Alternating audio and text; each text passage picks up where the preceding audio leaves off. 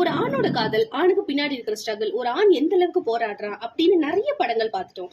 ஆனா as a husband மெட்டீரியலா, as a ஹஸ்பண்டா அவங்க என்னெல்லாம் கோ த்ரூ பண்ணுவாங்க, என்ன விதம்லாம் அவங்களுக்கு ஒரு சாக்ரிஃபைஸ் இருக்கும், அவங்க என்ன எதிர்பார்க்கறாங்கிறத இந்த படத்துல ஸ்பெசிபிக்கா இந்த படத்துல ரொம்ப அழகா சொல்லியிருக்காங்க. அது என்ன படங்கிறத இந்த வீடியோ மறக்காம ஃபுல்லா பாருங்க. எஸ், இன்னைக்கு பார்க்கக்கூடிய படம் வந்து ஆண் பாவம் பொல்லாதது.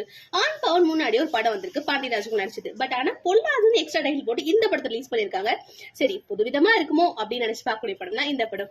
ஆப்வியஸ்லி ரொம்ப புதுசா, ரொம்ப ஆழமா, ரொம்ப டெப்தான கருத்துக்களை ரொம்ப அழகா சொல்லியிருக்காங்க.